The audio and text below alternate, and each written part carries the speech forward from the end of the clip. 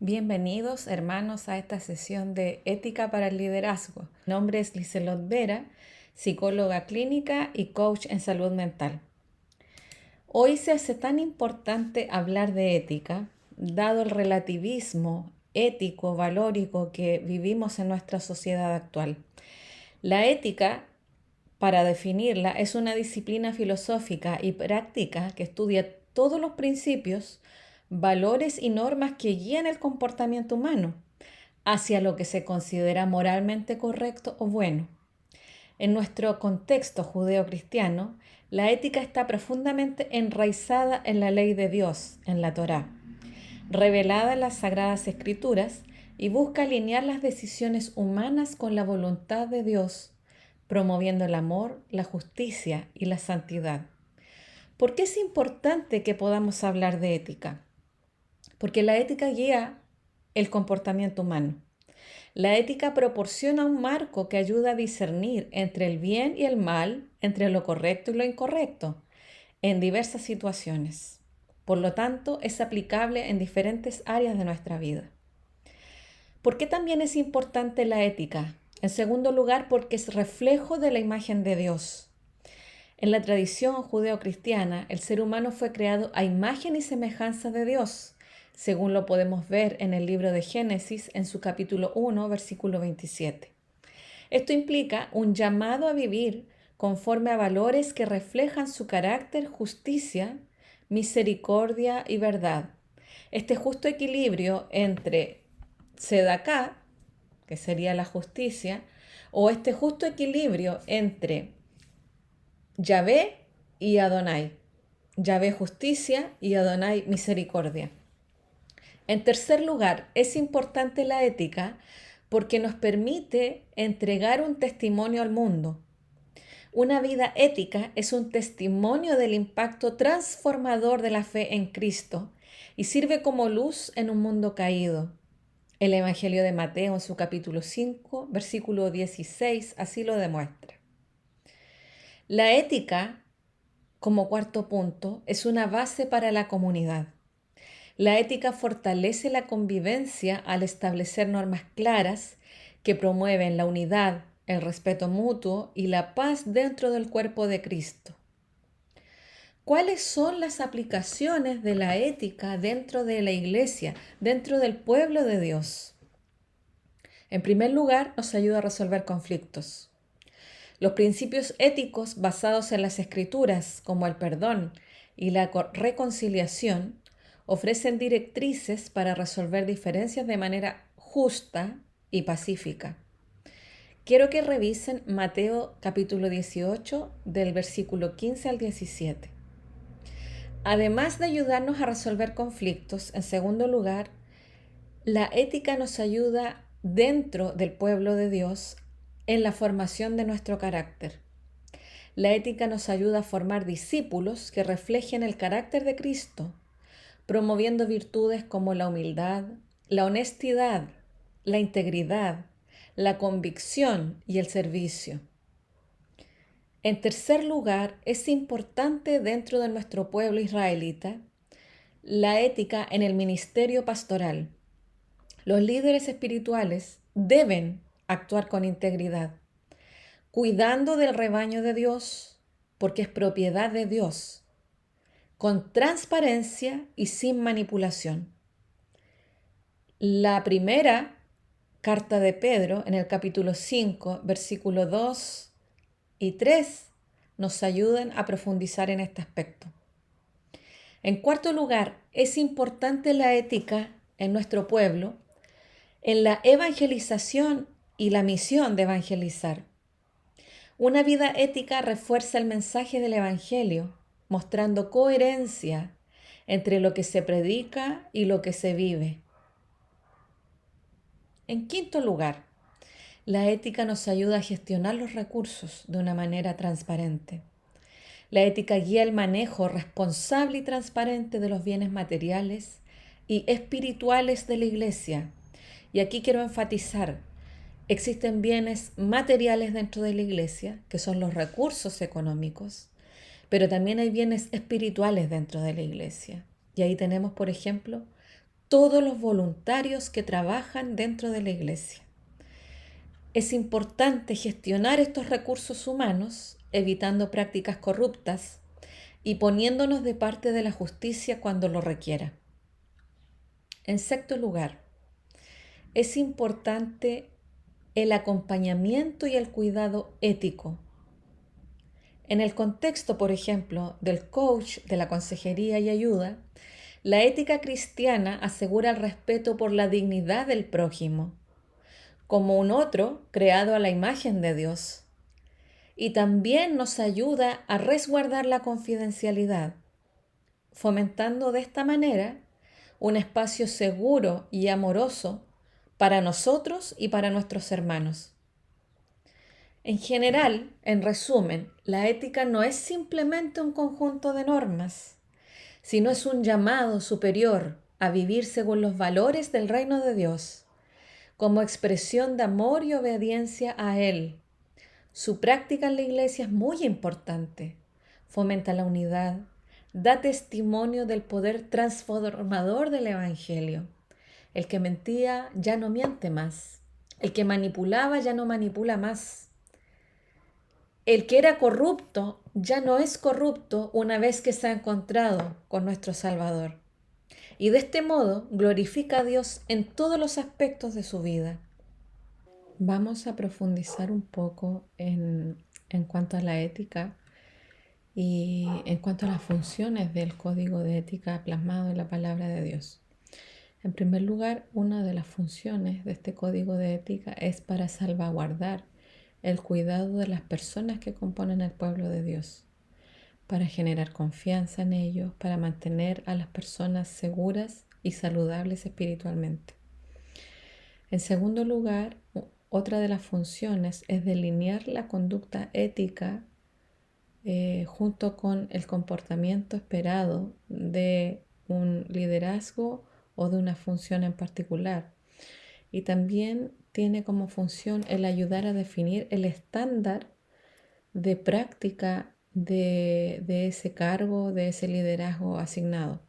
¿Cuál es el estándar en la práctica cotidiana, en el desarrollo cotidiano de ese cargo, de ese liderazgo? El código de ética tiene también una sección sobre la fe. Los voluntarios, los líderes, los predicadores consideran que la Biblia, en primer lugar, es la base autorizada final para la fe, para los valores y para la ética. Otro principio importante dentro de esta sección sobre la fe de los voluntarios o líderes tiene que ver con que estas personas mantienen una relación comprometida, íntima y dedicada con el cuerpo local de creyentes.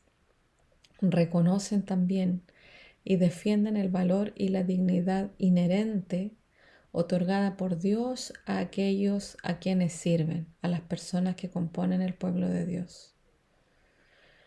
También es importante considerar en esta sección sobre la fe el mantener estándares piadosos de conducta personal, mantener valores, mantener comportamientos piadosos en todo nuestro quehacer, en todo nuestro comportamiento y en toda nuestra experiencia humana. En cuanto a las funciones y responsabilidades que tenemos como voluntarios, como trabajadores dentro de la obra, como líderes, es importante saber que debemos representarnos a nosotros mismos con precisión en cuanto al interés y bienestar de las personas. Debemos ser competentes al representar nuestras calificaciones reales o nuestras credenciales de manera justa y precisa, corrigiendo cualquier malentendido que pudieran tener las personas acerca de nuestros títulos, calificaciones o credenciales. La ética implica que demos la imagen correcta de aquello que sabemos, de aquellas calificaciones que tenemos. Es importante no engañar a las personas porque podría quizás esto pasar desapercibido, pero cuando yo me hago pasar por un experto o cuando me hago pasar por alguien que sabe sobre ciertos temas o que hago parecer que soy de cierta profesión, de cierta competencia y no lo soy realmente, estoy faltando a la ética, según la palabra de Dios, porque estoy dando a conocer un concepto de mí que no es el correcto. También en cuanto a las funciones y responsabilidades que tenemos como voluntarios, como líderes, es importante mantenernos actualizados con el conocimiento emergente, relevante al tema en el que estoy trabajando. Por ejemplo, si usted es un líder que va a trabajar en el ministerio pastoral, usted debe mantenerse actualizado en cuanto a el cuidado de personas, en cuanto a cómo llegar de una mejor manera a las personas, comunicación asertiva, identificación emocional, conocimiento pastoral en la escritura, etcétera, y muchas otras habilidades. Y también es importante que, además de mantener actualizado este conocimiento emergente, relevante para el cargo que estoy ejerciendo o para la función que me toca ejercer, debo compartir abiertamente el conocimiento que tengo con las personas que estoy trabajando. Tiene que ver también con lo anterior que estábamos hablando, de no dar una imagen inadecuada, tanto sobreestimando lo que sabemos o nuestras capacidades o también subestimando nuestras capacidades. Por ejemplo, si estamos en un equipo de trabajo y tenemos la expertise en cierta área y callamos en ese momento, cuando se está tomando una decisión que es relevante y que tiene implicancia para las personas, es importante que demos a conocer ese conocimiento. Es parte del comportamiento ético esperado. También, en cuanto a las funciones y responsabilidades, debemos reconocer nuestros límites de competencia y brindar solo aquello que está dentro de lo que sabemos hacer. Usar solo aquellas técnicas o servicios para las cuales estamos calificados por capacitación y por experiencia.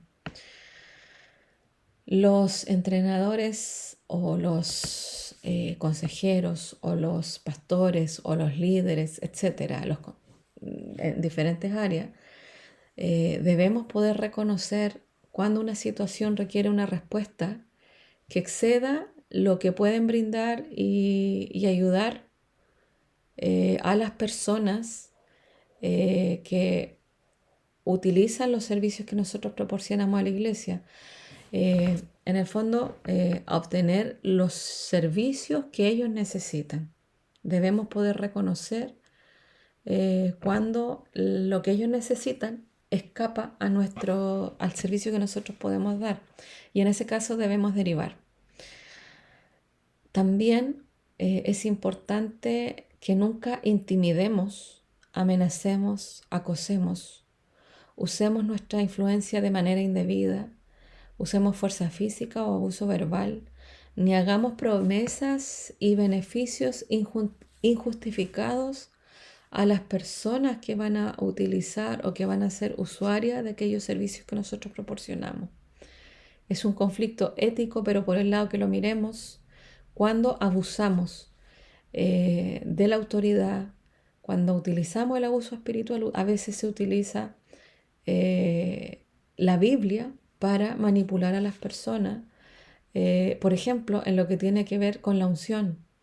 Existe mucha información al respecto hoy día y muchos líderes de otras instituciones también utilizan la unción como un elemento que los hace intocables. Usando el ejemplo de David cuando él dijo, no me levantaré contra el ungido de Dios, aun cuando él era ungido. Pero también no debemos olvidar que todas las personas que se han arrepentido, han descendido al bautismo, han recibido una unción también del Espíritu Santo. Por lo tanto, el comportamiento que tuvo David, más allá de la unción, tiene que ver con un comportamiento ético, con un comportamiento de no hacer daño de poder perdonar a aquel que te persigue, que también va en coherencia con el mensaje que Cristo vino a entregar, dejando de lado el ojo por ojo. Pero ojo, también ahí es importante considerar que la unción la tienen todas aquellas personas que se han bautizado y han recibido la unción del Espíritu Santo. Por lo tanto, eso nos deja a todos con la responsabilidad de respetar tanto a aquellos que ejercen un ministerio pastoral, un ministerio de alabanza, un ministerio de consejería, un ministerio de administración, etc. Como siervos de la obra de Dios, abogaremos por aquellos a quienes servimos para que puedan tomar sus propias decisiones en todos los asuntos. Es importante respetar el principio de libre albedrío que el Señor entregó a todos los seres humanos. Nosotros podemos aconsejar, podemos guiar, pero no podemos decidir por las demás personas. También es importante respetar la privacidad y confidencialidad de aquellos a quienes servimos. Esto aumenta el nivel de confianza, esto permite que muchas personas que tienen dificultades puedan acudir a la iglesia como red de apoyo. Existen estadísticas en Estados Unidos que dicen que frente a un problema de tipo psicológico, emocional, el primer lugar donde las personas buscan apoyo es la iglesia. Por lo tanto, es muy importante fomentar la confidencialidad, la privacidad. Esto siempre y cuando esa confidencialidad y esa privacidad no amenace la vida de esa persona. Estoy hablando, por ejemplo, de una persona con ideaciones suicidas, o no amenace la vida de otras personas, tendencias homicidas, por ejemplo, o casos de autolesiones que también pueden darse, sobre todo en aquellos casos de abuso sexual o violación. También dentro de estas funciones y responsabilidades éticas debemos guiarnos por el principio de autodeterminación para todos y ayudar a aquellos a quienes servimos a lograr sus propias necesidades, deseos y metas cuando van en concordancia con la palabra de Dios. Respetar esa autodeterminación, guiando pero nunca decidiendo por ellos. En cuanto a la ética que debemos tener como siervos de Dios, como voluntarios, como líderes, también hay un aspecto que tiene que ver con las relaciones entre a quienes servimos y los que sirven. Por ejemplo, no podemos entablar relaciones duales o múltiples que entren en conflicto con los intereses de aquellos a quienes apoyamos. No podemos ser jueces y parte a la misma vez. No podemos establecer, por ejemplo, una relación de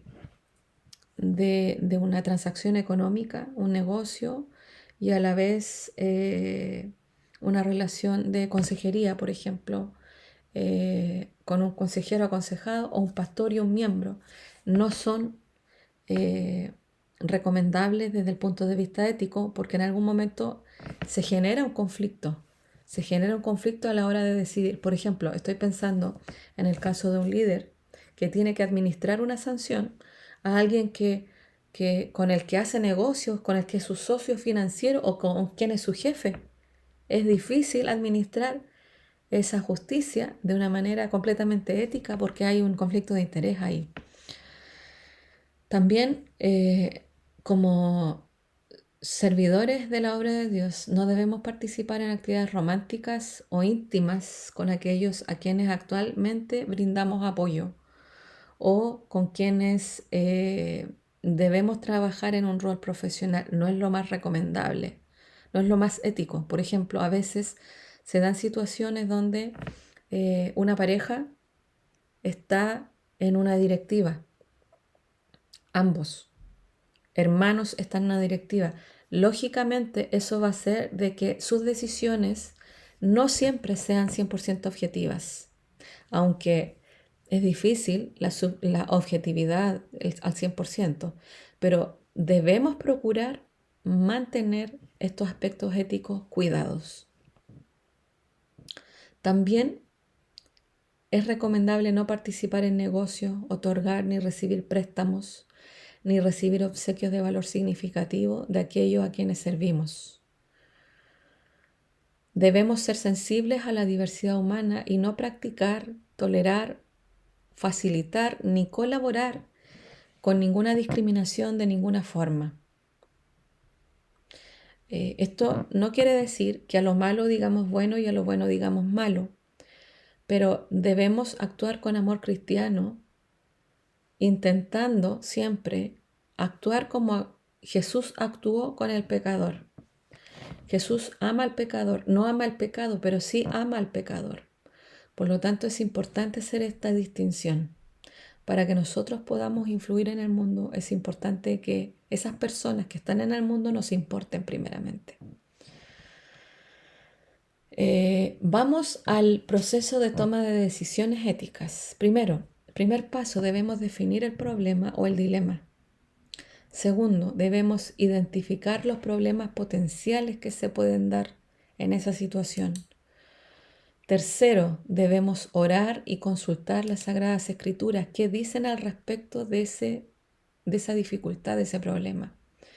Debemos también consultar un código de ética y aquí es necesario que se genere este código de ética, que se genere protocolos claros a la hora de resolver conflictos al interior de la iglesia. ¿Qué debemos hacer frente a una acusación? ¿Qué debemos hacer frente a una injusticia, a una calumnia, por ejemplo? Estos aspectos deben consolidarse y ustedes, como personas que están en formación, que van a tener que trabajar en estos nuevos desafíos, es importante que tengan la concientización sobre que esto es importante. Y esto disminuye también los vacíos legales, esto disminuye conflictos de intereses, esto disminuye dudas, confusiones, rumores, y es una forma de ordenar mucho más las dinámicas que se dan entre nosotros. Considerar cualquier ley o regulación aplicable en el caso de un problema o conflicto. Buscar también la consulta de más de una fuente confiable. Eso es importante también, buscar literatura al respecto, qué dicen los expertos sobre eso. También en la resolución de un conflicto es importante tener una lluvia de ideas, buscar muchas opciones de ideas sobre varios posibles cursos de acción. Hay algo que en psicología llamamos pensamiento dicotómico, que vemos todo en blanco o negro, es todo o nada, o estás conmigo o estás contra mí, pero a veces hay puntos intermedios que nos ayudan a buscar una solución a un conflicto donde ambas partes pueden salir beneficiadas y obviamente ambas partes ceden también. También debemos determinar las consecuencias de estas decisiones. Antes de aplicar algo debemos determinar qué consecuencias va a tener esa decisión. Y también debemos decidir cuál parece ser el mejor curso de acción donde todos ganen, pero primeramente se haga la voluntad de Dios. Esa es la directriz principal. Luego, que las personas puedan crecer espiritualmente con estas decisiones y salgan lo menos dañadas posible. Cosas que debemos asegurarnos de hacer diariamente como servidores de la obra de Dios es, primero, observar un código de ética, que es necesario generarlo. Ser responsable ante la iglesia y ante las personas que están encargadas de fiscalizar el quehacer que se realiza. Y en este sentido se hace muy importante la supervisión continua, la supervisión efectiva de lo que se está haciendo en los diferentes ministerios. La supervisión nos ayuda a determinar qué se está haciendo bien y hay que mantener y reforzar, o qué se está haciendo de una manera inadecuada y debemos mejorar. Esto ayudaría a prevenir muchos problemas que se dan actualmente. También debemos practicar la mejor toma de decisiones, la toma de decisiones éticas, la práctica hacia el maestro. Amar a nuestro prójimo como a nosotros mismos. La regla de oro, sin duda alguna, es la mejor estrategia que podemos tener ahí en mente siempre para poder dilucidar aquello que es ético de lo que no lo es. Mis queridos hermanos, ahora quiero que hablemos un poco sobre los diferentes ministerios que existen en nuestro pueblo donde nosotros podemos desarrollar un trabajo y un liderazgo. Estos ministerios se estructuran con base en las enseñanzas bíblicas, teniendo como objetivo principal servir a Dios, glorificarle a Él, edificar a los creyentes y ser testimonio como pueblo israelita ante el mundo. A continuación, voy a presentarles un listado de los ministerios más comunes organizados por su función principal. En cuanto a ministerios de enseñanza y formación espiritual, el primero de ellos, no porque sea más importante, sino porque es el más común, es el ministerio pastoral. Se refiere a un liderazgo espiritual que guía a la comunidad en la enseñanza de la palabra, en el cuidado de las personas, como cuida un pastor de sus ovejas, alimentándolas, protegiéndolas de los peligros, ayudándolas a restaurarse cuando son heridas o cuando están enfermas. Y además, dentro del ministerio pastoral, el liderazgo debe conducir a las personas a la oración, a una vida de oración. El segundo ministerio es el ministerio de maestros o enseñanza bíblica. En dicho ministerio se encargan las personas que trabajan en él de la formación doctrinal, la capacitación en el conocimiento de las Sagradas Escrituras para todas las edades. El ministerio de enseñanza bíblica, al igual que el ministerio pastoral, es un ministerio transversal a todas las etapas del ciclo del desarrollo. He visto con mucha alegría muchos de mis hermanos pastores incluso pastorear a los niños. En los momentos de juego, en los momentos de Sukkot, por ejemplo, he visto cómo nuestros hermanos se preocupan hasta del más pequeño de la congregación. Es importante que ustedes como futuros predicadores, líderes de familias, de iglesias y también para aquellos que ya son líderes y están revisando este video, es importante no dejar a nadie atrás en el cuidado de la enseñanza y en el cuidado pastoral también. Debemos ser diligentes en esta tarea, porque Jesús es diligente con nosotros en nuestras necesidades. El tercer ministerio es el ministerio del discipulado. Y esto consiste en acompañar personalmente a los miembros de nuestra comunidad para formar creyentes maduros en la fe. Acompañar personalmente para formar creyentes maduros en la fe. Ejemplo de esto somos los padres, que formamos y acompañamos el día a día para que el día de mañana nuestros hijos se conviertan en creyentes maduros en la fe. El cuarto ministerio es el de consejería cristiana, y este consiste en brindar ayuda espiritual y emocional basada en los principios bíblicos. Jesús ejercitó y desarrolló todos estos ministerios de la manera más perfecta e íntegra que se puede realizar. Ministerios de adoración y culto. Aquí tenemos, por ejemplo, el Ministerio de Música y Alabanza. ¿En qué consiste? Consiste en liderar a la congregación en la adoración a través de la música, porque nosotros sabemos que la adoración es algo mucho más integral. La palabra de Dios nos aconseja presentarnos a nosotros mismos como ofrenda, como sacrificio vivo, agradable ante Dios, que es nuestro culto racional. Las fiestas solemnes son una forma de adorar a Dios también, como así lo señaló Moisés cuando fue delante del faraón a pedir la liberación de nuestro pueblo israelita. El ministerio de música y alabanza entonces lidera a la congregación en la adoración a través de la música y el canto. Ministerio de intercesión y oración también es un ministerio dentro de nuestro pueblo en relación a la adoración y el culto. Intercesión y oración, ¿a qué se refiere? Personas que dedican su tiempo a orar por las necesidades de la iglesia y del mundo. En este ministerio todos estamos incluidos. Dedicar tiempo a orar por las necesidades de la iglesia, de nuestro pueblo israelita y también por el mundo. Tenemos también ministerios de servicio y ayuda. como por ejemplo los diáconos que aparecen en la Biblia. El ministerio de diaconado consiste en el apoyo práctico y logístico en la administración de la comunidad y el cuidado de los más necesitados. También tenemos el ministerio de la hospitalidad. Son aquellos que participan dando la bienvenida y cuidando a los visitantes y miembros nuevos que llegan a una congregación.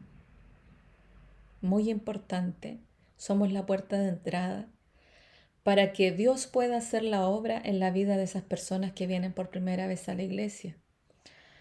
Existe también el ministerio de asistencia social, que consiste en la provisión de ayuda a personas en situación de vulnerabilidad, como viudas, huérfanos y pobres. Existe hoy día en nuestro país una caracterización socioeconómica a través de una ficha.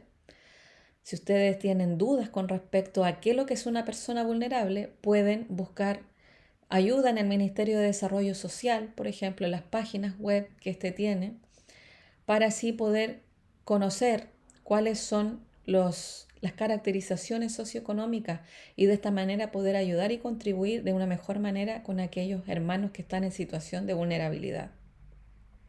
Existe dentro de el Ministerio de la Evangelización y Misión de Evangelizar, tenemos el evangelismo local, el Ministerio de Evangelismo Local, que consiste en la proclamación del Evangelio, pero en la comunidad cercana a nuestras iglesias, a nuestros templos. ¿Qué pasa con nuestros vecinos? ¿Qué pasa con aquellos que viven muy cerca de donde nosotros nos reunimos? ¿De qué manera estamos impactando en nuestro sector? Existe también el ministerio misionero, que consiste en la extensión de nuestra fe israelita en regiones no alcanzadas. Y en este trabajo, por ejemplo, están nuestros evangelistas, nuestros queridos hermanos que se dedican a predicar la palabra y van mucho más allá de aquellos lugares donde existe una congregación actualmente. Existe el ministerio también de la apologética, que consiste en la defensa de la fe y en la enseñanza para enfrentar los desafíos culturales y doctrinales. Mucho de esto vimos dentro del curso de Teología 2024 de nuestra iglesia, en el ramo de la ley y la sociedad contemporánea. Nuestra sociedad está cambiando, es algo dinámico y no duerme. Por lo tanto, necesitamos estar atentos, preparados para presentar defensa de nuestra fe frente a una cultura que se ha olvidado de Dios, frente a una cultura que ha reemplazado esa gloria de Dios, esa gratitud que habla el libro de Romanos, por vanas creencias, vanos razonamientos. Existe también otro grupo de ministerios que es el de formación y cuidado familiar. Dentro de esta área del ministerio tenemos el Ministerio de Matrimonios, el cual se encarga de la enseñanza y el apoyo para fortalecer las relaciones conyugales. Existe el Ministerio de Padres, donde las personas que trabajan en ese ministerio o que podrían trabajar en ese ministerio brindan capacitación para la crianza en los principios bíblicos, un tipo de crianza bíblica. El Ministerio Infantil, que es muy importante, las personas que trabajan en este ministerio deberían encargarse o se encargan de la enseñanza, pero es importante que lo hagan de manera adaptada a cada etapa del desarrollo de los niños para formar a los más pequeños en la fe. Es importante que las personas que trabajan en este ministerio tengan las competencias en cuanto al conocimiento de las etapas del ciclo vital y también competencias en cuanto a recursos pedagógicos, por ejemplo, y por sobre todo conocimiento de las Sagradas Escrituras. El ministerio juvenil, que es un área que está muy desarrollada dentro de nuestra iglesia y gracias a Dios contamos con un líder espiritual en esa área y un grupo de jóvenes también que ayuda y contribuye en ese trabajo, muchos de los cuales son parte del curso de Teología 2024. En este ministerio, ¿cuál es el propósito, el sentido? Generar actividades, enseñanzas para fortalecer la fe de los adolescentes y de los jóvenes. es muy importante que este trabajo sea mancomunado siempre con las diferentes áreas y ministerios de la Iglesia. Existe otra área de ministerios que es el liderazgo y la gestión. Vamos a hacer al final un resumen de los amplios ministerios que existen dentro de la congregación o que aún no existen, pero que podrían existir, porque todos ellos están fundamentados en la Sagrada Escritura y lo vamos a ver más adelante. En el Ministerio de Liderazgo y Gestión se encuentra el Ministerio de la Administración, que se ocupa de la gestión de recursos financieros, materiales y humanos de la Iglesia. Es importante, por ejemplo, la gestión financiera, la auditoría financiera, es importante la gestión material, la visión de cómo administrar estos recursos, pero también es muy importante la gestión de los recursos humanos de la Iglesia. La detección del talento, por ejemplo, la detección del talento, la motivación permanente para aquellos que trabajan de manera voluntaria en la congregación. Existe también en esta área de liderazgo y gestión, o podría existir, el Ministerio de Formación de Líderes, el cual se encarga de identificar y capacitar a los nuevos líderes espirituales de los diferentes ministerios que conforman o que deberían conformar la iglesia. Otra área del ministerio, y todas estas áreas tributan a la gran comisión que nos dejó nuestro Señor y a también el motivo por el cual fuimos creados, que es la gloria de Dios. Existe el Ministerio de Comunidad y Cultura, que son quizás muy nuevos, innovadores, pero que son necesarios en estos tiempos también. El Ministerio de la Comunicación, por ejemplo, el uso de medios digitales y tradicionales para difundir el mensaje bíblico. Es importante que ustedes como alumnos, líderes que están viendo este video, que podamos diversificar el trabajo a fin de que no exista un agotamiento en aquellos que hoy día se encargan de ciertas áreas, pero que deberían diversificarse para poder tener un mayor enfoque, un mayor impacto y a la vez generar un autocuidado en los líderes que muchas veces terminan haciendo de todo y terminan agotados también. El Ministerio del Arte y la Creatividad, otro ministerio dentro de la comunidad de la cultura, del área comunidad y cultura. ¿De qué se ocuparía el Ministerio del Arte y la Creatividad? De la expresión de la fe a través de diferentes disciplinas como el teatro, por ejemplo, como la pintura, como la literatura, por ejemplo. Existe una gran diversidad, existen muchas formas de llegar con el mensaje a las personas. Y hoy día hay una gama impresionante de herramientas que podemos utilizar. Y el arte y la creatividad nos permite hacerlo también.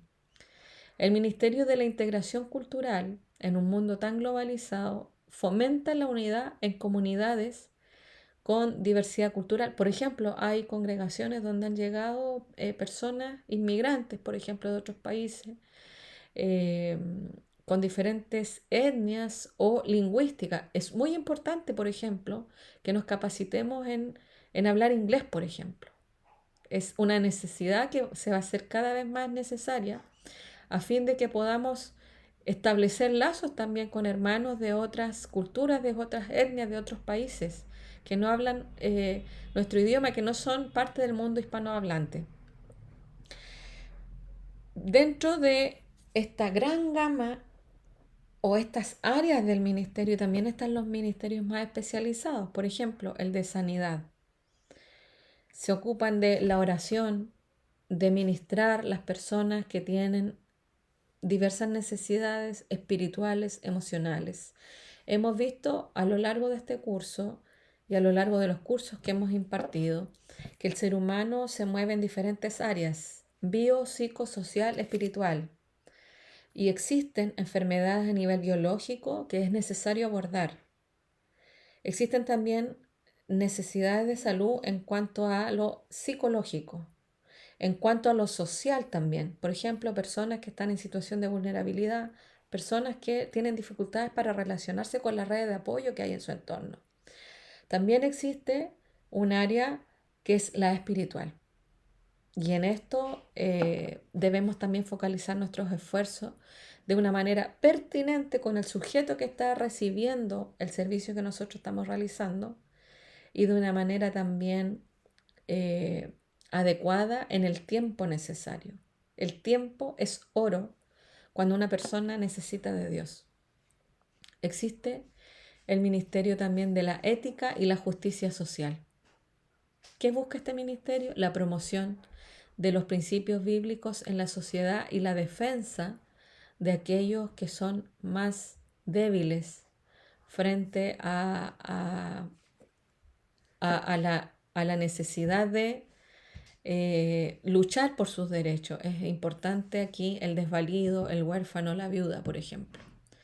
El Ministerio de la Ciencia y la Fe, súper interesante, porque cada vez más se desarrolla y hay un diálogo entre la ciencia y la fe, que muchas veces termina por distanciarse completamente, pero no olvidemos que la ciencia es el estudio de lo que Dios hizo, no es más que eso. Entonces, si lo miramos desde ese punto de vista, las personas que se encargan de este ministerio deberían enfocarse en la reflexión y la enseñanza sobre la relación entre la fe y los descubrimientos científicos que se van haciendo y cuánto de ello es compatible o no con la Sagrada Escritura. Y dentro de esta área, por último, de los ministerios especializados, está el Ministerio de Apoyo a Grupos Minoritarios, como por ejemplo lo que decíamos de personas con discapacidad, por ejemplo, con necesidades educativas especiales que existen. Es importante que ahí nosotros nos capacitemos, por ejemplo, en el habla del lenguaje de señas. Esta es una tarea pendiente que tenemos porque existen personas con necesidades educativas especiales dentro de nuestra congregación y tenemos que adaptar nuestros contenidos, la forma de entregar nuestros contenidos a estas personas. Por ejemplo, es importante considerar, por ejemplo, cuando un niño es hiperactivo. El tratamiento, la enseñanza de ese niño es diferente. Necesita, por ejemplo, respiros motores entre medio.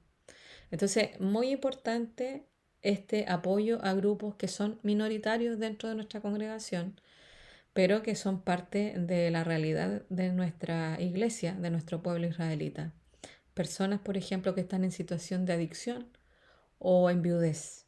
También son grupos que quizás son minoritarios, pero son importantes de considerar en nuestro trabajo. Estos ministerios, aunque son variados, comparten el propósito común todos de glorificar a Dios y edificar al pueblo israelita y extender el reino de Cristo en el mundo en consonancia con los principios judeocristianos que nos rigen. ¿Qué versos bíblicos acreditan estos ministerios? Por ejemplo, el Ministerio de Enseñanza y Formación Espiritual en el plano pastoral, por ejemplo, Jeremías 3:15 nos dice, os daré pastores según mi corazón, dice el Señor, que os apacienten ¿con qué? Con conocimiento, pero también con inteligencia. ¿Qué es la inteligencia de acuerdo a la palabra de Dios? Apartarse del mal. Un pastor, según el corazón de Dios, es alguien que conoce la Escritura, pero además es una persona que se aparta del mal, que obra con integridad, que no utiliza la manipulación ni tampoco ejerce abuso espiritual sobre las personas que pastorea.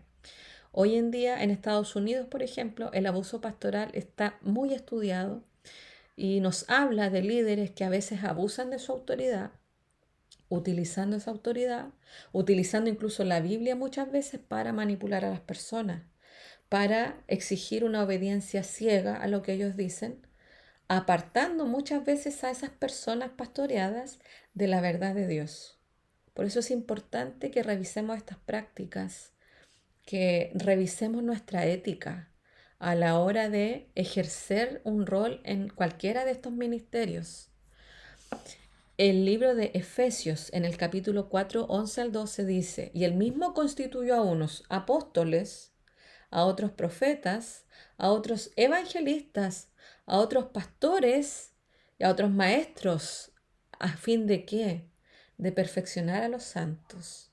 ¿Cómo yo sé que estoy haciendo un buen rol dentro de estos ministerios? ¿Cómo yo puedo evaluar que alguien está haciendo un buen rol?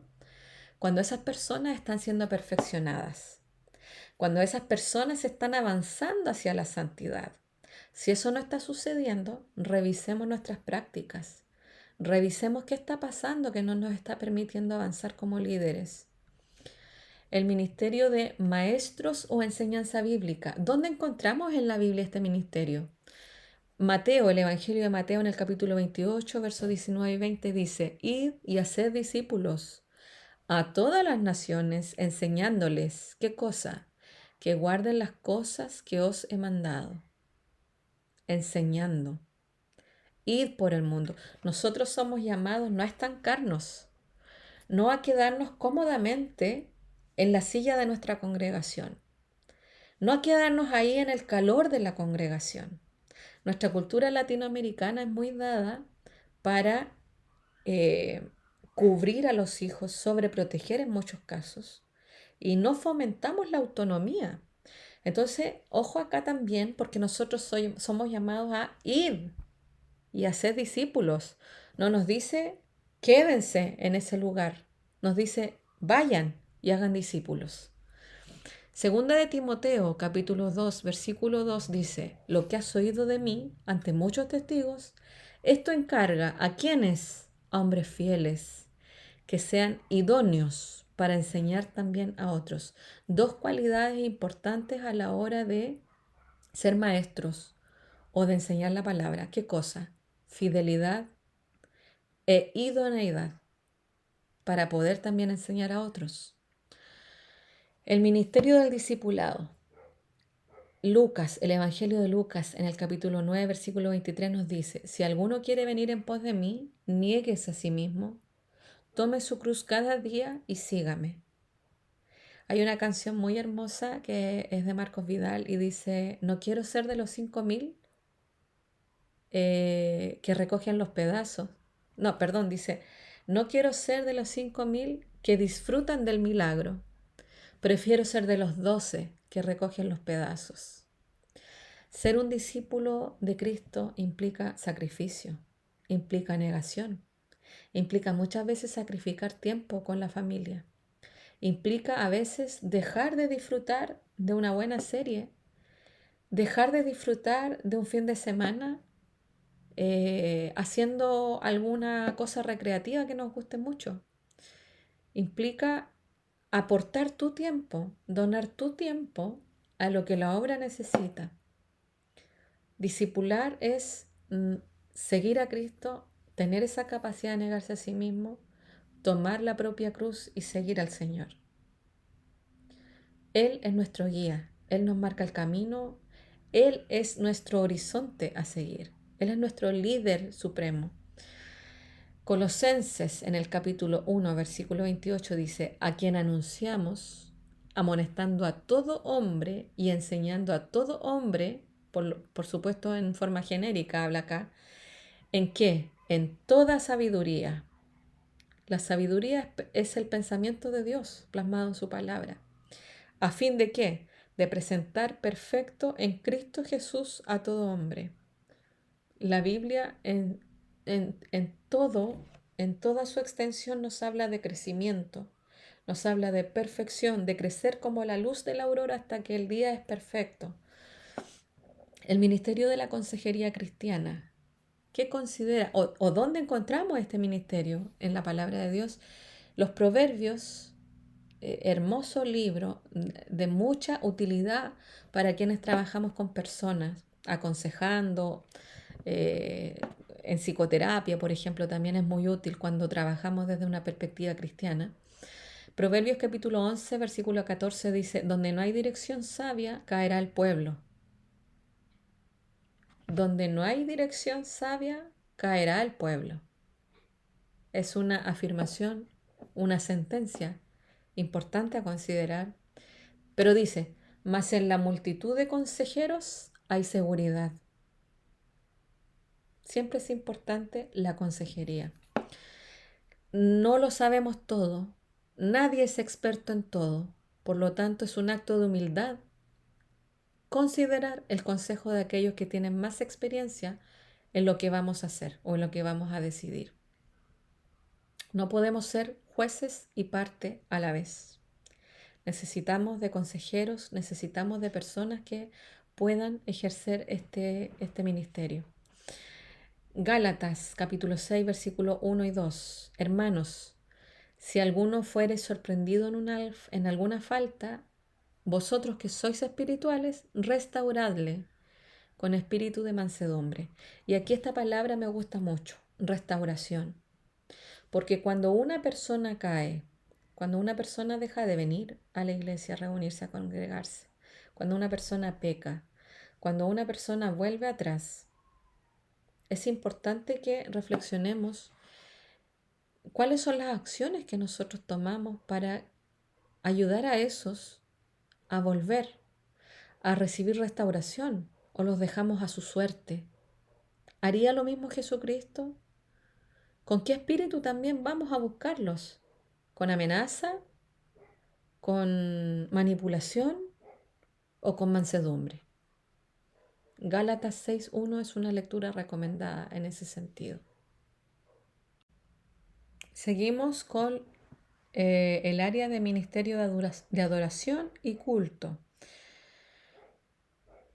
Dentro de este ministerio de adoración y culto encontramos en la palabra de Dios el ministerio de música y alabanza, el cual se refleja en Salmo 150, versículo 4. Dice, alabadle con pandero y danza, alabadle con cuerdas y flautas. Ahí hablamos de músicos. Colosenses capítulo 3, versículo 16 dice, cantando con gracia. ¿Eso qué implica? Cantar con gracia es, primero, la gracia es algo que Dios nos da, pero también es algo que debemos procurar, perfeccionar la alabanza, pulirnos como músicos, buscar, dice, cantad canción nueva. Es importante la creación de nuevas canciones, estar buscando nuevas alabanzas que refresquen ese mensaje que el Señor nos quiere dar a través de la música. Dice, con gracia en vuestros corazones al Señor. Importante. ¿A quién le cantamos? Al Señor. No le cantamos a los hermanos. ¿Cuándo podemos cantarle a un hermano? Por ejemplo, a un hermano que está enfermo. Podemos cantar una alabanza de motivación, de restauración. Ahí sí.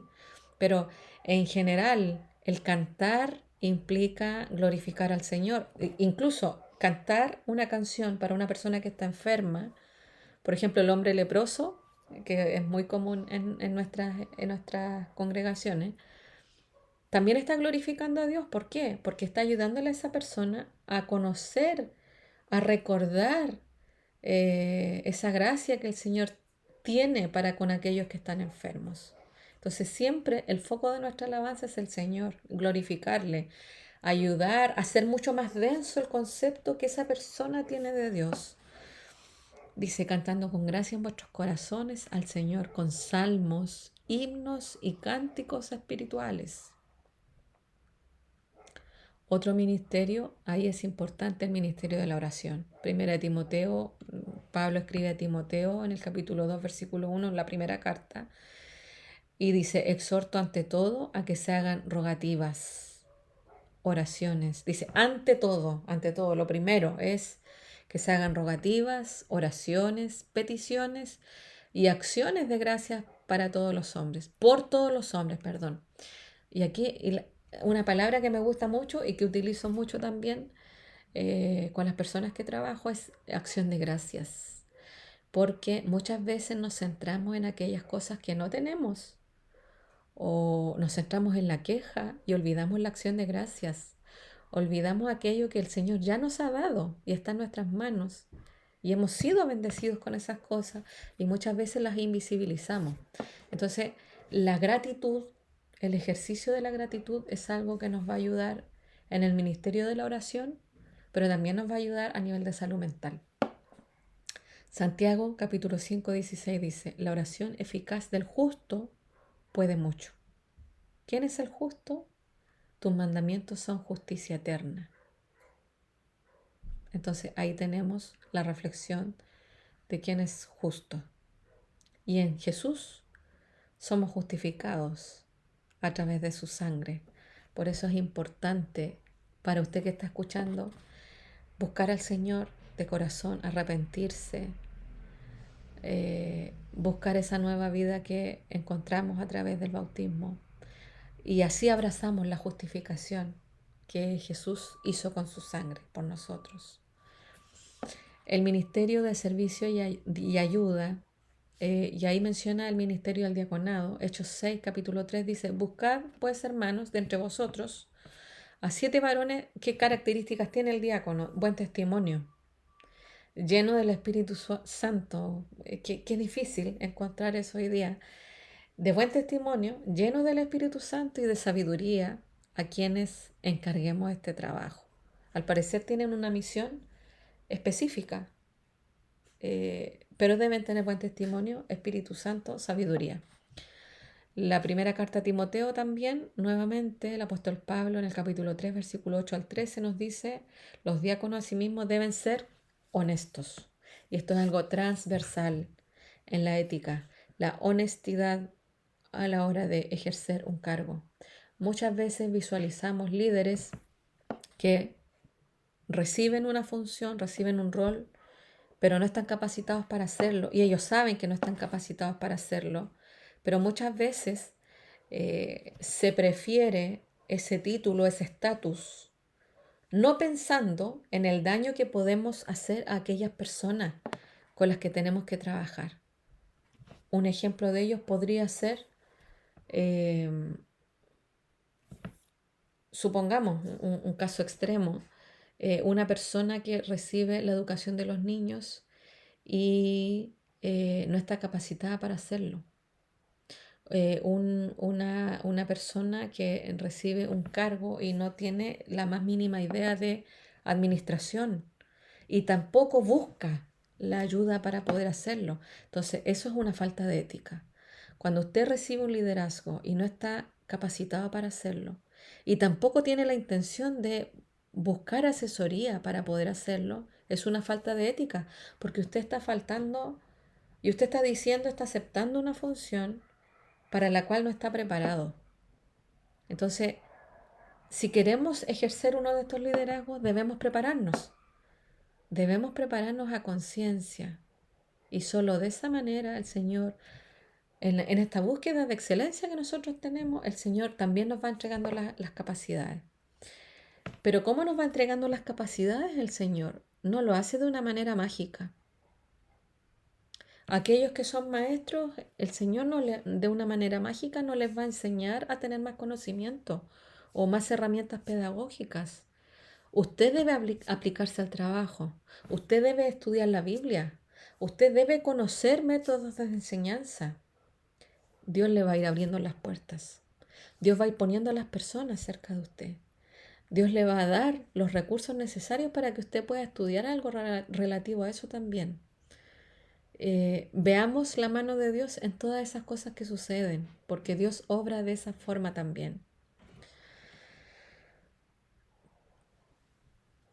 Dice: los diáconos asimismo deben ser honestos y que estos sean sometidos a prueba, dice.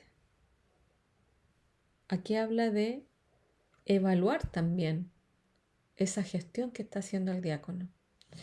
El ministerio de la hospitalidad, el libro de Romanos en el capítulo 12-13 dice: practicad la hospitalidad. Esto es algo que los israelitas nos caracterizamos, gracias a Dios, en la gran mayoría. Hay excepciones siempre, pero la gran mayoría somos hospitalarios, gracias a Dios.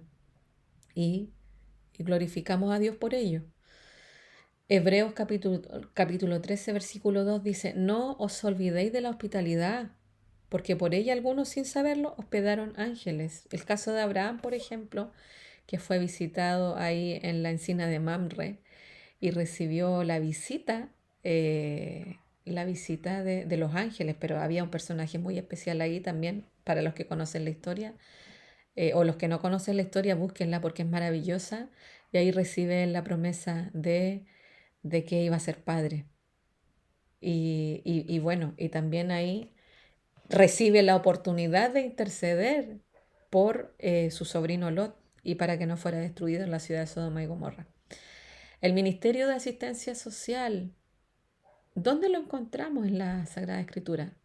El libro de Santiago, capítulo 1, versículo 27 dice: la religión pura, este verso es muy potente, dice: la religión pura y sin mancha delante de Dios el Padre es esta, visitar a los huérfanos y a las viudas en sus tribulaciones, en su sufrimiento.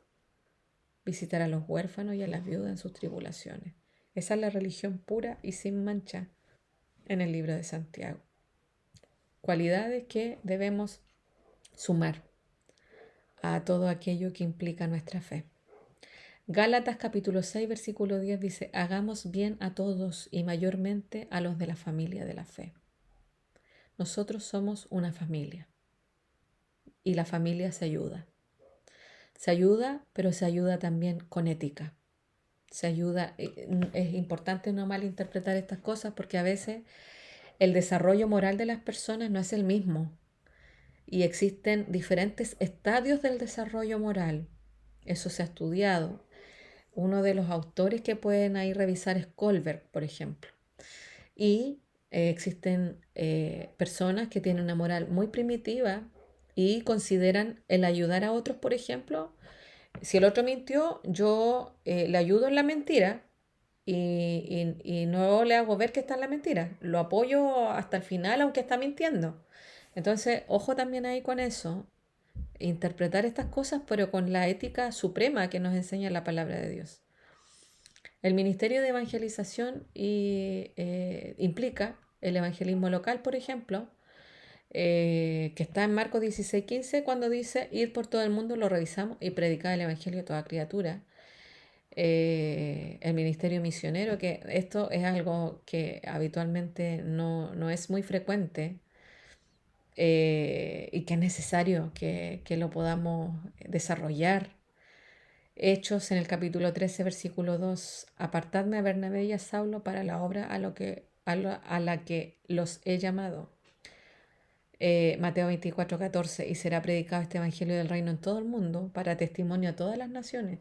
¿Quiénes son los llamados a predicar el evangelio de Dios en todo el mundo? Nosotros debemos asumir las responsabilidades y no solo los privilegios de ser israelitas, sino también los deberes de ser israelitas. El ministerio de apologética, 1 Pedro 3:15, ¿qué dice? Estad siempre preparados para presentar defensa con mansedumbre y reverencia ante todo el que os demande razón de la esperanza que hay en vosotros. Estar siempre preparados. El ministerio de formación y cuidado familiar, por ejemplo, el ministerio de los matrimonios, ¿por qué debe velar? Efesios 5:25 nos habla, maridos, amad a vuestras mujeres, así como Cristo amó a la iglesia. Es importante que existan estas personas que recuerden estos principios que nos van a ayudar a tener una vida más santa y a cumplir el propósito de Dios para el matrimonio, el cual ya revisamos en los ramos que desarrollamos. Es complementario, el matrimonio es el diseño de Dios, no es una idea humana, viene de la mente de Dios. Por lo tanto, es muy importante trabajar por ese matrimonio, trabajar por esa institución, que es la institución básica de la sociedad. Tito 2, 4, capítulo 2, versículos 4 y 5, que enseñan a las mujeres jóvenes a amar a sus maridos y a sus hijos. Hoy día existe una sociedad que nos habla de diferentes creencias en relación a la liberación femenina, al machismo también, que también lo revisamos. Machismo y feminismo no son parte del diseño de Dios. Y eso ha sido llevado a la crianza, a, a la repartición muchas veces poco equitativa de los roles como padres, que ya revisamos, es un rol compartido. La crianza es un rol compartido entre hombres y mujeres, en diferentes áreas, por supuesto, pero es un rol compartido. El ministerio de los padres, Deuteronomio 6, capítulo 6, versículos 6 y 7, ese capítulo es hermoso. Dice, estas palabras que yo te mando hoy estarán sobre tu corazón y las repetirás a tus hijos. ¿Dónde? ¿Cuál es el mejor momento para educar? Al levantarte, al acostarte, al ir por el camino. No existe un mejor momento para educar, es todo el tiempo. Efesios capítulo 6, versículo 4 dice, Padres, no provoquéis a ir a vuestros hijos, sino criadlos en la disciplina y amonestación del Señor. Ahí quiero recomendarles un libro, lo tengo acá justamente, que es el libro de Crianza Bíblica de Héctor Salcedo. Ahí pueden encontrar más información acerca de la crianza bíblica, porque ahí dice criarlos en la disciplina. ¿Cuál es la disciplina? A veces pensamos que es eh, castigar, castigar como se hacía antiguamente, eh, pero ojo que la disciplina bíblica, cada vez que tú pecas, nadie anda golpeándote con un cinturón, pero Dios te disciplina de una manera. Entonces es importante conocer esa disciplina bíblica y amonestación del Señor. Nuestros hijos son creyentes en formación, por lo tanto requieren disciplina y amonestación del Señor, pero también, por sobre todo, requieren alimento espiritual diario. El ministerio de los niños, precisamente lo que estamos hablando, Proverbios 22:6 dice, instruye al niño en su camino y aun cuando fuere viejo no se apartará de él. Un verso archi conocido, muy repetido. Mateo 19:14, dejad a los niños venir a mí.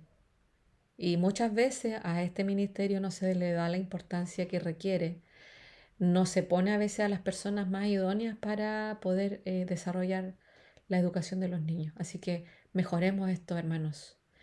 El Ministerio de los Jóvenes, a propósito quiero hacer un paréntesis, he sabido también de que hay hermanos pastores, gracias a Dios, dentro de nuestra congregación, que ellos han querido participar en la educación de los niños como profesores de los niños. Y eso me parece muy hermoso. Me parece, hay también hermanos, varones, que han querido participar de este ministerio y me parece maravilloso, me parece algo muy destacable en ellos. El ministerio de los jóvenes, 1 Timoteo capítulo 4:12 dice, ninguno tenga en poco tu juventud, nuestros queridos jóvenes que los amamos mucho, que ninguno tenga en poco tu juventud, hermano joven, sino ese ejemplo de los creyentes. Muchas veces aprendemos de los niños, aprendemos de nuestros hermanos jóvenes y es importante mantener esa humildad, esa apertura para poder aprender de ellos. Jesús dijo acerca de los niños, que no fuere como un niño no entrará en el reino de los cielos, dijo. Entonces son muy importantes estos dos grupos para nosotros. Eclesiastés capítulo 12, versículo 1 dice, acuérdate de tu Creador en los días de tu juventud, antes que vengan los días malos, etc. El Ministerio de Liderazgo y Gestión. Dentro de ese ministerio encontramos en la Biblia el Ministerio de la Administración. 1 Corintios capítulo 12, versículo 28, ahí Pablo escribe a la iglesia en Corinto y dice, y aún nos puso Dios en la iglesia. Y continúa y dice, los que administran. ¿Ya? Lea capítulo 12, versículo 28. También está el Ministerio de Formación de Líderes, súper importante porque en estos tiempos no lidera cualquiera. Ser líder es diferente a tener un cargo. Un líder inspira. Un líder es alguien que las personas voluntariamente ayudan, voluntariamente dejan guiarse por esa persona. Eso es un líder, ¿ya? Es diferente a un jefe. Entonces, los líderes, 2 Timoteo capítulo 2, versículo 2 dice, esto encarga a hombres fieles que sean idóneos, lo habíamos visto, para enseñar a otros también. Ministerio especializado de sanidad y liberación, Lucas capítulo 9, versículo 1 dice, entonces llamando a sus 12 discípulos, les dio poder y autoridad sobre demonios y para sanar enfermedades. El Ministerio de Ética y Justicia Social, Isaías, un hermoso libro, capítulo 1, versículo 17 dice, aprended a hacer el bien, buscad el juicio, restituid al agraviado, haced justicia al huérfano, amparad a la viuda. Es un llamado a la ética y a la justicia social. Hay una canción que por misericordia de Dios escribí hace algún tiempo, se llama Quiero Más y habla de la justicia, habla de Isaías precisamente de este capítulo hermoso. Cobra tanto sentido cuando trabajamos con personas. Recuerdo que esa canción se escribió trabajando en el Sename Y uno ve tanto dolor, tanta injusticia, tanta orfandad, que las palabras de Dios, este tipo de capítulos son tan sanadores, tan restauradores cuando uno se enfrenta a presenciar este tipo de injusticias que hay en este mundo, con los que más sufren, con los pequeños muchas veces, que no tienen culpa de nada. Ministerio de apoyo a grupos minoritarios, dice 1 Corintios 12, versículo 22 al 25. Antes bien, los miembros del cuerpo que parecen más débiles son los más necesarios. ¿Quiénes son los más débiles en el cuerpo? Los niños. Y son nuestros maestros, dijo el Señor, los ancianos, y son nuestros consejeros. Entonces, rescatemos, mis hermanos queridos, estos ministerios, el ministerio de aquellos grupos que están a veces invisibilizados, pero que son muy importantes. Todos estos versículos acreditan los ministerios que mencioné, mostrando cómo las escrituras fundamentan las diversas áreas del servicio dentro de nuestra comunidad judeocristiana.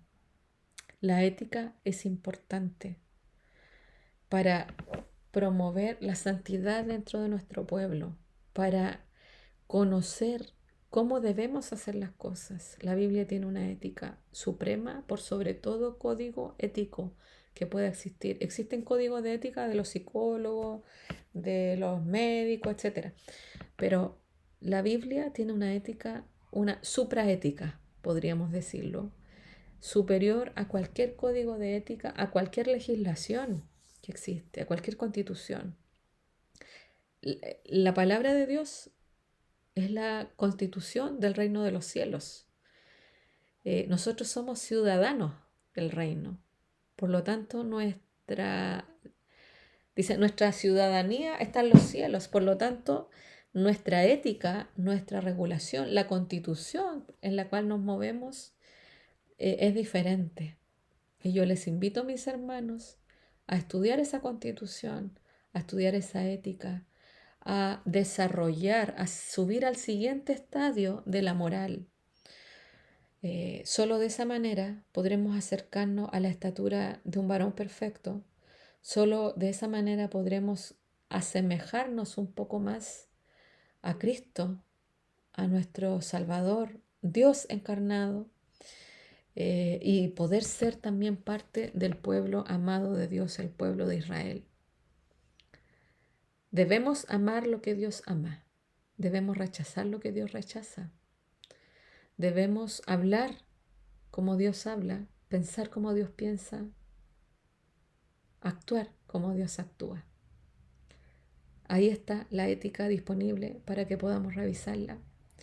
Te invito, mi hermano, hermana que estás escuchando este video, a poder hacerlo, para que de esta manera cada vez se haga más fuerte el reino de Dios, y podamos acercarnos a ese propósito de vida que Dios nos ha trazado.